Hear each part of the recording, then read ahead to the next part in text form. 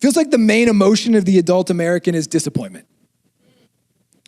Doesn't it? Like even when we have this Christmas season at times, we're kind of looking back over the years. Sometimes it can feel overwhelming. Did I live how I wanted to? Maybe some people aren't here that were here last year and the difficulty of that. We had somebody last service share that their mom had just recently passed away, like 2 weeks ago, last week. Like this is real, this is life. And so we need hope. We need hope. And again, we have hope in Jesus. And so I want to invite you to hope in Jesus this Christmas because it is a choice. If those claims about Jesus are true from John 1, which I believe that they are, then what is also true is that God has not left us in the darkness. God has not left us in the darkness. And this is really hopeful news. The story of the Israelites is the story of the children of God, the family of God. Now, what's astounding here, and this could be its own sermon by itself, is to become part of the family of God. It's not about achieving our way in. It's about receiving Jesus. And in receiving Jesus, we are received into the very family of God. That we have the high status of being the children of God, where we can run up to our God like a child runs up to a parent and throw our arms around God himself, the creator of all things. Are you kidding me? This is the high status of being a child of God, but it's also a connection and a callback to the Exodus story. So not only is John riffing off of Jesus as the one who is launching a new creation, but Jesus is the one who is leading another Exodus. That just as God's people went through the Red Sea and began to follow God throughout into a new promised place, we follow Jesus through the baptismal waters and begin to walk by the Spirit into the new place that God has for us.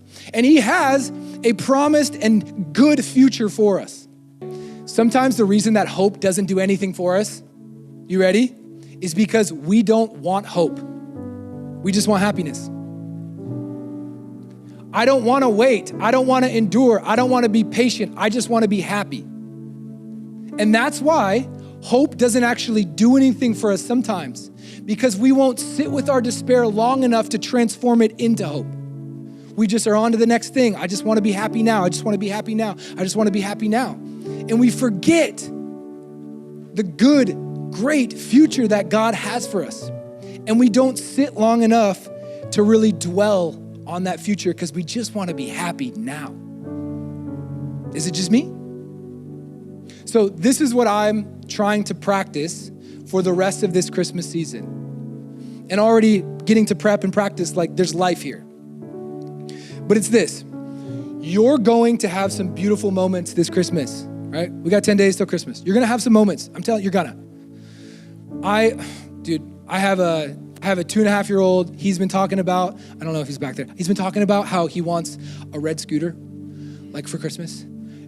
You better believe this kid's getting a red scooter. Like, are you kidding me? I can't freaking wait for Christmas Day for him to open up the scooter. I can't wait to go out into the front and just like, I can't wait. It's gonna be beautiful. You're gonna have a moment. You're gonna have a meal. You're gonna have a conversation. You're gonna have a moment of prayer. You're gonna have something that's beautiful. That's good. But you're also going to have times throughout the next 10 days where it's disappointing.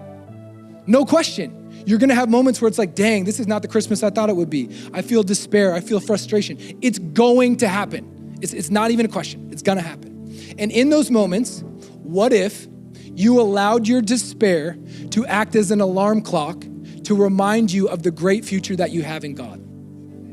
So in those moments, instead of just jumping to the next thing and trying to find happiness and trying to fill your life, what if you sat for a second and endured and patiently reminded yourself that the best really is yet to come, that it's in the mail, that it's on the way, that Revelation 21 and 22 are coming my way, that I'm in God's family. This is the promised future that he has for me.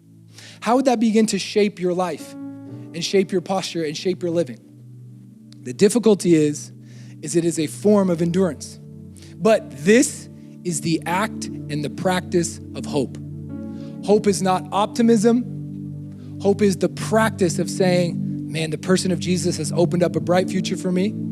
So I'm gonna seek and sink into that reality versus just try to be happy, just try to be happy, just try to be happy. So I invite you to that during the rest of this Christmas season. The good news in all this is that God has not left us in the darkness. You have a place in his story. This is the good news of Jesus.